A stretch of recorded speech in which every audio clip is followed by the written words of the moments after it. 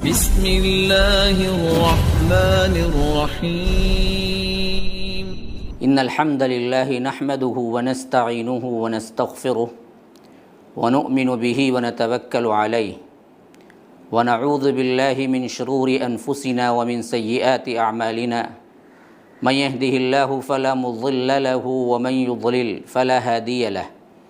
وأشهد أن لا إله إلا الله وحده لا شريك له وأشهد أن محمدًا عبده ورسوله أما بعد فإن خير الحديث كتاب الله وخير الهدي هدي محمد صلى الله عليه وسلم وشر الأمور محدثاتها وكل محدثة بدعة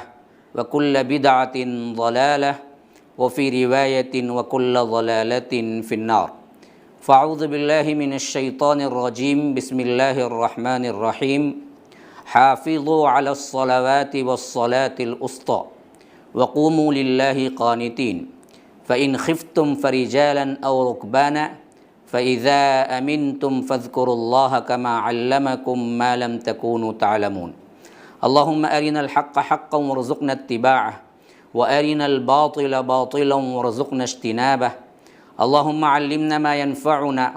وانفعنا بما علمتنا وارزقنا علما. رب اشرح لي صدري ويسر لي أمري واحلل عقدة من لساني يفقه قولي. اس اللہ کے نام سے ابتدا جس کے ناموں کی کوئی انتہا ہی نہیں. ولو ان ما فی الارض من شجرۃ اقلام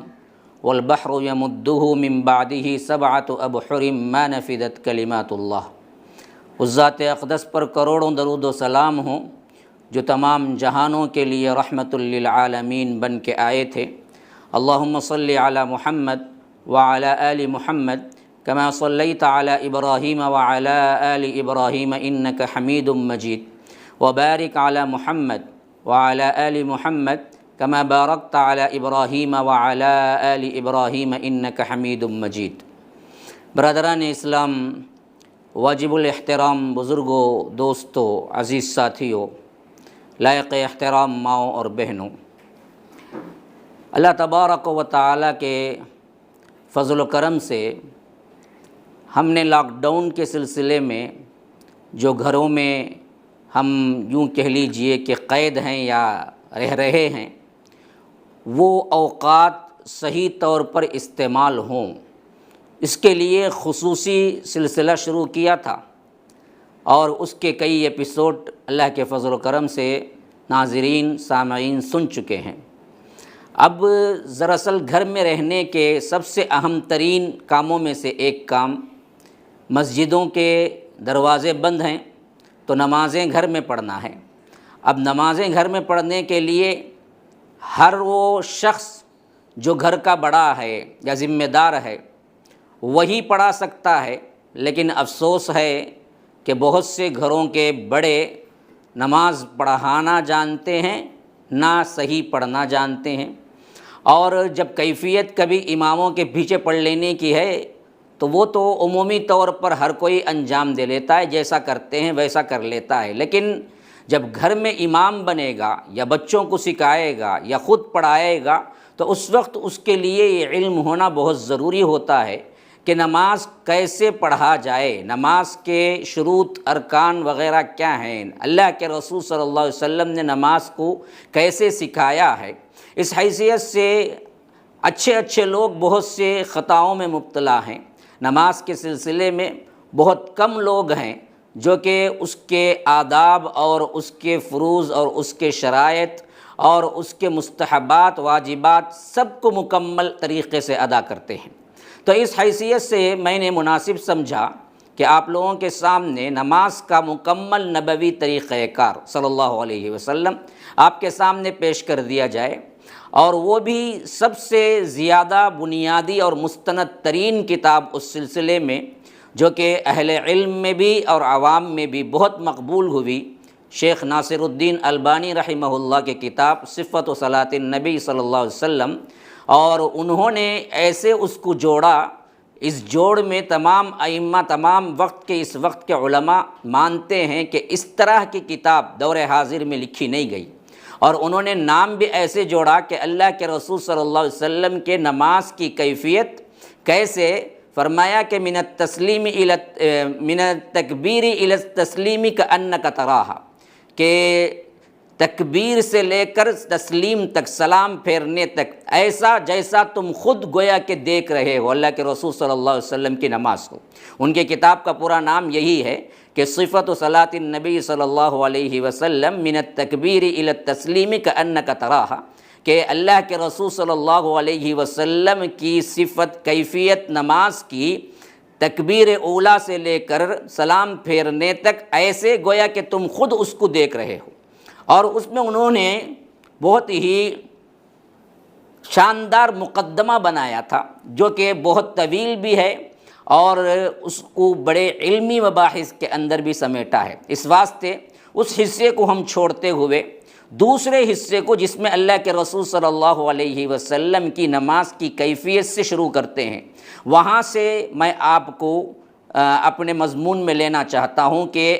جیسے اللہ کے رسول صلی اللہ علیہ وسلم نے پڑھایا ہے، احادیث میں جیسے اللہ کے رسول صلی اللہ علیہ وسلم کی کیفیت بیان ہوئی ہے، اس کو شیخ البانی رحمہ اللہ نے جوڑنے کی بہت اہم کوشش کی ہے اور بہت بہترین کوشش ہے۔ تو وہ نماز کے لیے سلسلہ شروع کرتے ہیں پہلے طور پر نماز کے کھڑے ہونے سے۔ فرمایا کہ رسول اکرم صلی اللہ علیہ وسلم نماز ادا کرتے تو کھڑے ہوتے تو نماز فرض ہوتی یا نفل، اپنا رخ کعبۃ اللہ کی طرف فرماتے، اور اس کے لیے ہر ایک ایکشن کے لیے بیوٹی یہ ہے کہ انہوں نے دلیل کے ساتھ بات کی ہے۔ فرمایا کہ اس کی دلیل یہ ہے کہ ایک حدیث میں اللہ کے رسول صلی اللہ علیہ وسلم اس صحابی کو حکم دیا جو کہ جلدی جلدی رکوع سجود کر کے نماز ختم کر رہے تھے، ان کو اللہ کے رسول صلی اللہ علیہ وسلم نے خطاب ہو کر فرمایا کہ جب تو نماز کے لیے کھڑے ہو تو اچھے انداز سے وضو کرنا، پھر قبلہ رخ کھڑے ہو کر تکبیر تحریمہ کہنا۔ اور یہ کیفیت، یہ حدیث وغیرہ کیا ہے، بخاری و مسلم کے اندر بھی موجود ہے، اور یہ حدیث تواتر کی حیثیت سے بہت مقبول ہے، اس واسطے سند بہت اعلیٰ ہے اس کی۔ تو اسی طرح وہ فرماتے ہیں کہ البتہ جب آدمی سفر میں سواری پر نفل وطر ادا کرنے کا ارادہ کرتا ہے تو جدھر سواری کا منہ ہوتا اسی طرف آپ کا بھی رخ ہوتا، خواہ وہ مشرق ہو یا مغرب ہو، کسی بھی طرف اس کا رخ ہو، جیسا کہ اللہ تبارک و تعالی نے فرمایا ہے کہ فَأَيْنَمَا تُوَلُّوا فَثَمَّ وَجْهُ اللَّهِ، تو جدھر تم رخ کرو اللہ تبارک و تعالی کا چہرہ اسی طرف ہے۔ اور کبھی آپ کا یہ معمول بھی دیکھنے میں آیا کہ جب آپ اونٹنی پر نوافل ادا کرنے کا ارادہ کرتے تو اونٹنی کا منہ قبلے کی جانب کرتے اور تکبیر تحریمہ کہہ کر نماز شروع فرما لیتے، اس کے بعد نوافل ادا کرتے رہتے جس طرف بھی سواری کا رخ ہوتا۔ رکوع اور سجود سر کے اشارے کے ساتھ فرماتے، البتہ سجدے کی حالت میں بنسبت رکوع سے سر کو زیادہ جھکا لیتے۔ یہ میں نے متن اس واسطے پڑھ لیا کہ ہو بہو جیسے لکھا گیا وہ بات آپ کو پہنچ جائے، پھر انشاءاللہ اس کی تشریح کروں گا۔ اب یہاں پر خود البانی رحمہ اللہ نے کعبۃ اللہ کی طرف رخ کرنے کے سلسلے میں تمام مسائل کو چند لائن کے اندر جوڑ دیا، یہ ان کی اپنی بیوٹی ہے۔ پہلے فرمایا کہ دیکھو عام حالات میں قبلہ رخ کھڑے ہونا انتہائی ضروری ہے، اور اس کے لیے اللہ کے رسول صلی اللہ علیہ وسلم نے اس صحابی کو جہاں خاص طور پر نماز سکھائی تھی اس سے فرمایا کہ دیکھو اچھے انداز میں وضو کرو پھر قبلہ رخ کھڑے ہو جاؤ۔ اور اسی طرح اب دوسرا مسئلہ اٹھتا ہے، بندہ سواری میں ہے، ہوائی جہاز میں ہے یا ٹرین میں ہے یا جہاں کہیں بھی کیا ہے سفر میں ہے، تو اس کے لیے کیسے قبلہ رخ تلاش کرنا، قبلہ ہونا بہت ضروری ہے۔ تو فرمایا کہ اس حیثیت سے سب سے پہلے اگر وہ فرض نماز ہے تو اس کے لیے قبلہ تلاش کر کے شروع کر دینا، پھر سواری جزر پلٹے کوئی مسئلہ نہیں۔ اور کبھی کبھی اللہ کے رسول صلی اللہ علیہ وسلم نوافل خود اونٹ پر اللہ کے رسول صلی اللہ علیہ وسلم ادا کرتے، اس وقت بغیر کسی قبلے کے شروع کر لیتے، اور اس معاملے میں اس وقت اس آیت سے دلیل پکڑی جس میں اللہ تبارک و تعالیٰ فرماتا ہے کہ فَأَيْنَمَا تُوَلُّوا فَثَمَّ وَجْهُ اللَّهِ، تم جہاں کہیں بھی ہو، جہاں کہیں بھی مڑو وہاں پر اللہ تبارک و تعالی ہی کا چہرہ ہے، یعنی مشرق مغرب شمال جنوب سب اللہ تبارک و تعالی کے ہیں۔ قبلہ رخ کھڑے ہونا سب سے پہلے فرائض میں عام حالات میں انتہائی ضروری ہے،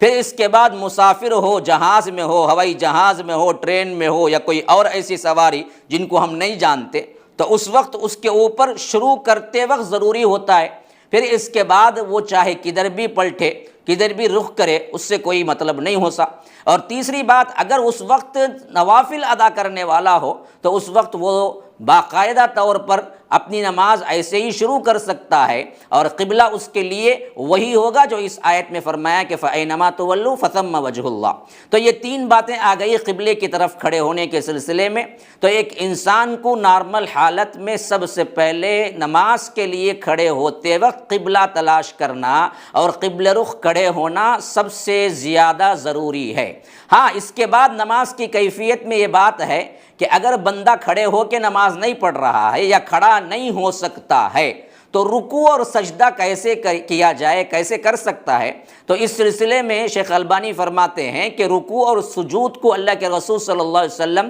سر کے اشارے سے ادا کرتے، ہاں رکوع کی بنسبت سجدے میں تھوڑا زیادہ جھکتے۔ تو معلوم ہوا کہ رکوع میں تھوڑا جھکنا اور اس سے زیادہ سجدے میں جھکنا، یہ دراصل کیا ہے، مسند احمد کی روایت میں تفصیل آئی ہے، ترمذی میں بھی یہ تفصیل آئی ہے۔ لیکن جب فرض نماز ادا کرنا مقصود ہوتا تو سواری سے اتر آتے اور قبلہ رخ کھڑے ہو جاتے۔ یہ تمام چیزیں جو بیان ہوئی ہیں پہلے، یہ دراصل نوافل کے سلسلے میں ہیں۔ اگر آپ فرض نماز ادا کرنا ہے اور موقع ہے اتر کے پڑھ لینے کا تو اتر کے پڑھنا ضروری ہے، اور قبلہ رخ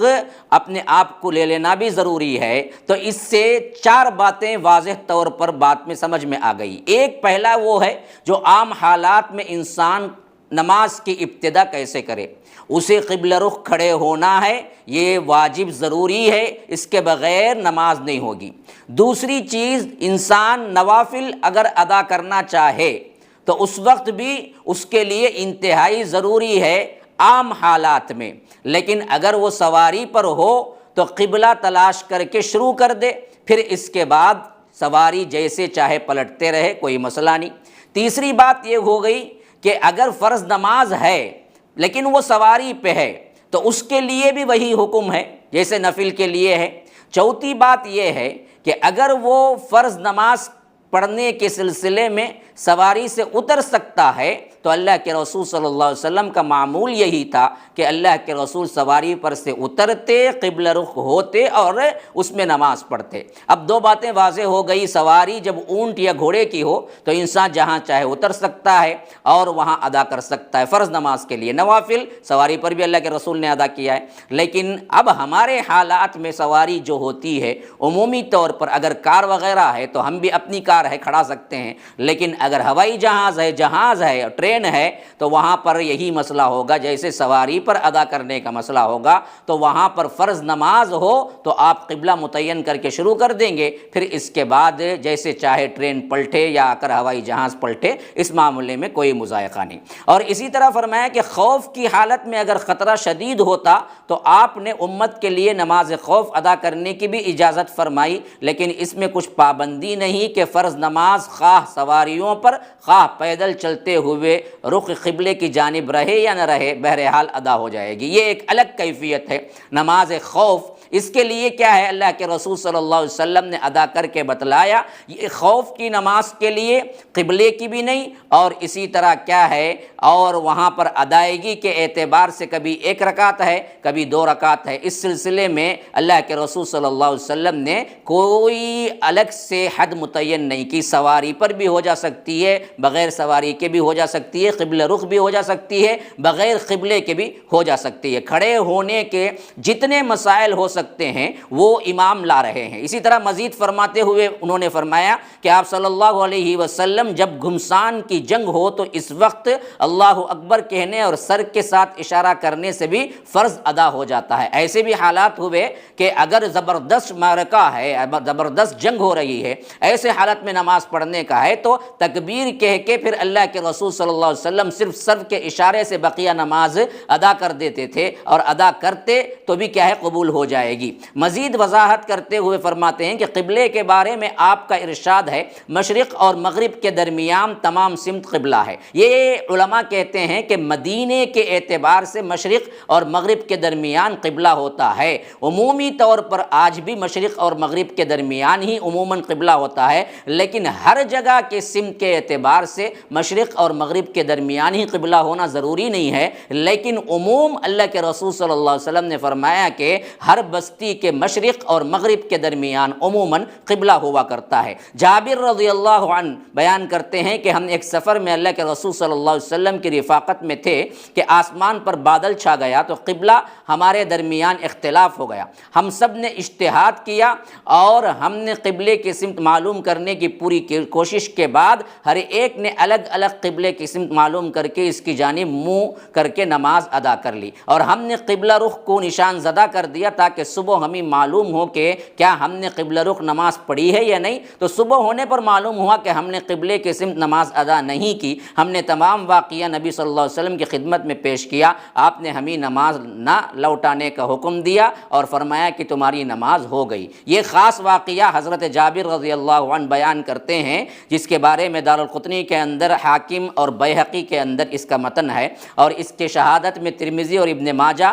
اور دوسرے شواہد بھی طبرانی کے اندر موجود ہیں۔ تو وہ کہتے ہیں کہ ایک مرتبہ ایسا ہوا کہ ہم جا رہے تھے، رات بادل چھا گیا اور اس کے واسطے قبلہ معلوم کرنے کے لیے مشکل ہوئی، اور ہم نے الگ الگ سمتوں میں نماز پڑھ لی، لیکن بعد میں اللہ کے رسول صلی اللہ علیہ وسلم سے ہم نے اس واقعے کا ذکر کیا تو آپ صلی اللہ علیہ وسلم نے فرمایا کہ تمہاری نماز ہو گئی۔ تو اس سے معلوم ہوا کہ پوری کوشش کے بعد اگر نماز ادا کر لی جائے پھر بعد میں معلوم ہو کہ قبلہ وہ نہیں تھا تو اس حدیث سے معلوم ہوا کہ وہ نماز ادا ہو گئی، لوٹانے کی ضرورت نہیں ہے۔ اسی واسطے انہوں نے اس سے دلیل پکڑی ہے کہ قد نرى تقلب وجهك في السماء فلنولينك قبلة ترضاها فول وجهك شطر المسجد الحرام۔ اے محمد صلی اللہ علیہ وسلم، ہم تمہارا آسمان کی طرف منہ پھیر پھیر کر دیکھنا دیکھ رہے ہیں، سو ہم تم کو اسی قبلے کی طرف جس کو تم پسند کرتے ہو منہ کرنے کا حکم دیں گے، تو اپنا منہ مسجد حرام کی طرف پھیر لو۔ آیت نازل ہونے سے پہلے آپ صلی اللہ علیہ وسلم بیت المقدس کی طرف منہ کر کے نماز ادا کرا کرتے تھے، اور یہ آیت کے نزول کے بعد اللہ کے رسول صلی اللہ علیہ وسلم بیت اللہ کی جانب منہ کر کے نماز ادا کر رہے تھے۔ ایک دفعہ کا واقعہ ہے کہ لوگ قبا مقام میں صبح کی نماز ادا کر رہے تھے کہ اچانک ان کے پاس اللہ کے رسول صلی اللہ علیہ وسلم کی جانب سے ایک پیغام لانے والا آیا، جس نے اعلان کیا کہ رسول اللہ صلی اللہ علیہ وسلم پر آج رات قرآن پاک کی آیت مبارکہ نازل ہوئی جس میں آپ کو بیت اللہ کی طرف منہ کرنے کا حکم دیا گیا ہے، خبردار تم بھی اپنا رخ بیت اللہ کی جانب کر لو۔ چنانچہ پہلے اس کا رخ شام کی جانب تھا۔ اس کے کہنے پر تمام نمازیوں نے، امام نے، سب نے قبلے کی جانب رخ کر لیا۔ اب یہ دراصل واقعہ اس کا بیان کر رہے ہیں جیسے قبلے کا رخ تبدیل ہوا، یعنی قبلہ متعین ہوا۔ اللہ کے رسول صلی اللہ علیہ وسلم تقریباً مدینے کی، مکے کی پوری زندگی اور مدینے کے 16 ماہ تک بیت المقدس کی طرف قبلہ رخ کرا کرتے تھے، لیکن اللہ کے رسول صلی اللہ علیہ وسلم مدینے میں جب پہنچنے کے بعد یہ قد نرى تقلب وجهك في السماء آیت نازل ہوئی قبلہ رخ پلٹنے کے لیے اور کعبۃ اللہ کو قبلہ بنانے کے لیے، تو اللہ کے رسول صلی اللہ علیہ وسلم نے بھی نماز کو کیا ہے، نماز کے اندر تھے، بعض روایتوں میں آیا ہے جس میں اللہ کے رسول صلی اللہ علیہ وسلم نے منہ پھیر لیا، اور اسی طرح اللہ کے رسول نے پھر الگ الگ منادی کرانے والوں کو بھی بھیجا کہ وہ جا کے نماز کے اعلان کے ساتھ، اور یہاں پر خاص روایت میں آ رہا ہے کہ فجر کی نماز ادا کر رہے تھے جہاں اعلان ہوا کہ تم قبلہ رخ ہو جاؤ، تو سب مقتدیوں اور امام کے ساتھ خود کیا ہے وہ لوگ وہاں سے پھر گئے، اور وہ جو سمت تھا، رخ تھا جو شام کی طرف تھا، پلٹ کے وہ بیت اللہ کی طرف آ گئے۔ پہلا جو حکم تھا وہ بیان کر دیا، اور دوسرے میں جو تاریخ قبلے کی، پہلے بیت المقدس قبلہ تھا، پھر اللہ تبارک و تعالی نے بیت اللہ کو قبلہ بنا دیا، اور اس آیت کو جو کہ سورہ بقرہ کے اندر اللہ تبارک و تعالی نے اتاری تھی، اس آیت میں حکم دے دیا کہ اب دراصل کیا ہے، اس کے بعد کی پوری زندگی کعبۃ اللہ کی طرف رخ کر کے نماز پڑھو۔ اور یہ کیفیت اس وقت ہوئی جب مدینہ پہنچنے کے بعد کچھ ماہ ہو چکے تھے اور اللہ کے رسول صلی اللہ علیہ وسلم نماز ادا کر رہے تھے، اس وقت نازل ہوئی، یا بہرکیف اللہ کے رسول صلی اللہ علیہ وسلم نے منادی کرائی تو اس وقت بعض امام بعض مساجد میں نماز ہو رہی تھی وہاں دراصل نماز ادا کر رہے تھے، تو ان لوگوں نے کیا ہے تبدیل کر لیا نماز ہی کے اندر۔ گویا معلوم ہوا کہ قبلے کا جو حکم ہوا وہ حکم اتنا واجب اور ضروری تھا کہ اگلی نماز تک بھی مؤخر نہیں ہوا، بلکہ اسی حکم کو سنتے ہی اسی نماز کے اندر تبدیلی قبلے کے لیے اصحاب رسول اللہ صلی اللہ علیہ وسلم پلٹے اور کعبۃ اللہ کی طرف رخ کر لیا۔ یہ دراصل کھڑے ہوتے وقت قبلے کی اہمیت اور قبلے کے مسائل پر چند لائن کے اندر اللہ کے فضل سے امام نے تمام گفتگو کو سمیٹ لیا۔ نمبر 2 اب قیام ہے، پھر اس کے بعد کیا ہے قیام ہے۔ تو پہلی دلیل انہوں نے یہ لایا ہے کہ اللہ تبارک و تعالی فرماتا ہے سورہ بقرہ کے اندر کہ فرمایا کہ وَقُومُوا لِلَّهِ قَانِتِينَ، دیکھو اللہ کے سامنے ادب سے کھڑے رہا کرو۔ تو اس میں معلوم ہو گیا فرض ہو نفل ہو جو کوئی بھی ہو وہ دراصل کھڑے ہو کے نماز ادا کرنا ہے سب سے پہلا، سکت نہ ہو تو دوسری بات ہے، لیکن پہلی جو چیز ہے وہ کھڑے ہو کر نماز ادا کرنا ہے۔ اس کی دلیل ہے وَقُومُوا لِلَّهِ قَانِتِينَ، اللہ کے سامنے ادب سے کھڑے رہا کرو۔ سفر میں نفلی نماز سواری پر بیٹھ کر ادا فرماتے اللہ کے رسول صلی اللہ علیہ وسلم، تو معلوم ہوا کہ نفلی نماز کے اعتبار سے آپ سواری پر ہیں یا نہیں تو بیٹھ کر بھی ادا کر سکتے ہیں، اور آپ نے اپنی امت کے لیے اس بات کو فرمایا کہ سخت خوف کے عالم میں اپنے پاؤں پر کھڑے ہوتے ہوئے نماز ادا کریں یا سوار ہو کر، جیسا کہ اللہ تبارک و تعالی نے اس سلسلے میں اسی بقرہ کی آیت میں فرمایا ہے۔ اچھا اب یہ بات یاد رکھ لیجئے کہ اللہ کے رسول صلی اللہ علیہ وسلم قیام کی حالت میں کیسے کھڑے ہوتے تھے، تو روایتوں میں آتا ہے کہ اللہ کے رسول صلی اللہ علیہ وسلم قیام کی حالت میں سیدھے قبلہ رخ کھڑے ہوتے تھے اور اپنا پنجہ اور اپنا پاؤں جیسے جسم کا ہے حالت، جتنی جسم کی وسعت ہے اتنا ہی نہ زیادہ لمبا کرتے تھے نہ زیادہ چھوٹا کرتے تھے، جیسا کہ بعض جگہ مشہور ہو گئی ہے بات کہ صرف 4 انگلیوں کی جگہ دونوں پاؤں کے درمیان رہا کرتی تھی، تو پاؤں کو اندر بالکل سمیٹ لینا یہ بھی نہیں ہے۔ اور اسی طرح بعض لوگ پاؤں سے پاؤں لگانے کے سلسلے میں حد سے تجاوز کرتے ہوئے چیرتے چلے جاتے ہیں، یہاں تک کہ ان کا جسم اور ان کا پاؤں دونوں کیا ہے ایک دوسرے کے فاصلہ اختیار کر لیتا ہے، یہ بھی نہیں ہے، بلکہ اللہ کے رسول صلی اللہ علیہ وسلم ایسے کھڑے ہوا کرتے تھے جیسے انسان کی اپنی جسم کی جسامت ہے ویسے ہی اتنا ہی پاؤں رکھتے تھے جتنا کیا ہے دونوں پاؤں کا ایک درمیانی فاصلہ ہوتا ہے، وہی فاصلہ اللہ کے رسول صلی اللہ علیہ وسلم نے اپنے قیام کی حالت میں رکھا۔ اور اسی طرح اللہ کے رسول صلی اللہ علیہ وسلم بیٹھ کر نماز پڑھنے کے سلسلے میں بھی یہ روایتیں آئی ہیں جن میں نوافل کے اعتبار سے فرمایا کہ خواہ وسعت ہو کھڑے ہونے کی، پھر بھی اگر کوئی بیٹھ کر نوافل ادا کرنا چاہے تو اللہ کے رسول صلی اللہ علیہ وسلم نے اجازت دی ہے، اور بعض روایتوں میں آیا ہے کہ اس کا آدھا ثواب ملے گا، کھڑے ہو کر نماز ادا کرنے میں جو ثواب ملے گا اس کا آدھا ثواب ملے گا، استطاعت ہونے کے باوجود بھی وہ نفل نماز بیٹھ کے ادا کر سکتا ہے۔ اور بعض روایتوں میں آیا ہے کہ اللہ کے رسول صلی اللہ علیہ وسلم مرض الموت میں عموماً کیا ہے بیٹھ کر نماز ادا فرمائی، اور خاص کر حضرت صدیق اکبر پڑھا رہے تھے تو اس وقت بھی اللہ کے رسول صلی اللہ علیہ وسلم بیٹھ کر نماز ادا کی۔ لیکن یہ بات یاد رکھیے حالات کے اندر نارمل حالات میں تندرست آدمی کے لیے فرض نماز ہے تو اس کو کھڑے ہو کر ہی ادا کرنا چاہیے، وسعت نہیں ہے اسے، وہ مریض ہے یا کوئی حاجت ہے، کوئی معذور ہے وہ اس سلسلے میں، تبھی وہ شخص فرض نماز کے لیے بیٹھ سکتا ہے، ورنہ تو بیٹھ کے ادا کرنا نہیں ہے۔ ہاں نوافل کے لیے وسعت ہونے کے باوجود بھی وہ بیٹھ کر نماز ادا کر سکتا ہے۔ اس سلسلے میں اللہ کے رسول صلی اللہ علیہ وسلم نماز کی کیفیت کے سلسلے میں کہتے ہیں کہ عمران بن حسین بیان کرتے ہیں کہ مجھے بواسیر کی تکلیف تھی، یعنی جسے کیا کہہ سکتے ہیں وہ جو مقعد میں پھوڑا ہو جاتا ہے جسے کہتے ہیں بواسیر، کہ وہ کہتے ہیں کہ عمران بن حسین کہ مجھے بواسیر کی تکلیف تھی، میں نے رسول اللہ صلی اللہ علیہ وسلم سے دریافت کیا کیا مجھے بیٹھ کر نماز ادا کرنے کی اجازت ہے، تو آپ نے فرمایا ممکن ہو تو کھڑے ہو کر نماز ادا کرو، اگر طاقت نہ ہو تو بیٹھ کر، اگر بیٹھ کر بھی نماز ادا کرنے کی طاقت نہ ہو تو لیٹ کر نماز ادا کر سکتے ہو. یہاں تک اللہ کے رسول صلی اللہ علیہ وسلم نے انہیں بتایا. یہ بخاری کی روایت ہے جس میں انہوں نے بتایا ہے کہ اللہ کے رسول صلی اللہ علیہ وسلم سے پوچھنے پر 3 حالتیں اللہ کے رسول صلی اللہ علیہ وسلم نے بیان کی. ایک ہے طاقت ہو پہلے کھڑے ہو جاؤ, وہ بھی نہیں ہے تو بیٹھ جاؤ, وہ بھی نہیں ہے تو لیٹ کر بھی کیا ہے ادا کر سکتے ہیں. نیز وہ بھی عمران بن حسین کہتے ہیں, بیان کرتے ہیں کہ میں نے آپ صلی اللہ علیہ وسلم سے بیٹھ کر نماز ادا کرنے والے انسان کے بارے میں دریافت کیا تو آپ نے فرمایا کھڑے ہو کر نماز ادا کرنا افضل ہے, اور جو شخص بیٹھ کر نماز ادا کرتا ہے اس کو نصف ثواب ملے گا. خیال رہے کہ اس سے مراد وہ انسان ہے جو بیماری کی وجہ سے کھڑا نہیں ہو سکتا ہے.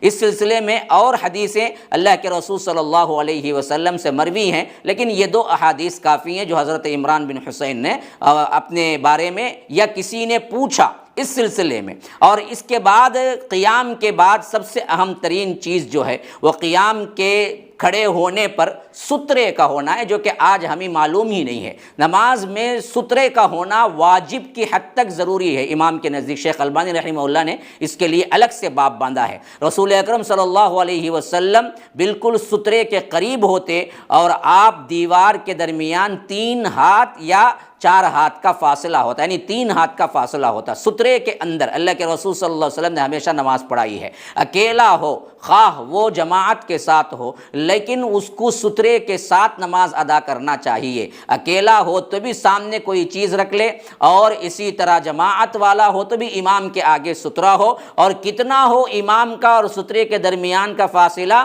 تو کہتے ہیں کہ اللہ کے رسول صلی اللہ علیہ وسلم اتنا قریب کھڑا کرتے تھے کہ دونوں کے درمیان 3 ہاتھ کا فاصلہ ہوتا تھا. 3 ہاتھ کا فاصلہ یعنی سترے اور قیام پاؤں کے درمیان 3 ہاتھ کا فاصلہ ہوتا تھا. تو یاد رکھیے کہ اتنے فاصلے پر سترا ہونا چاہیے. اور یہ بھی معلوم ہو گیا کہ اتنے فاصلے کے بعد سے جو انسان گزرتا ہے اس کو دراصل آڑے آنے کی شکل کا, یعنی آڑے آنے کی جو وعید ہے وہ وعید اس کو نہیں آتی, الا یہ کہ وہ سترا رکھا ہوا ہو, چھوٹی سی لکڑی ہو یا کوئی بھی اور چیز ہو. حتیٰ کہ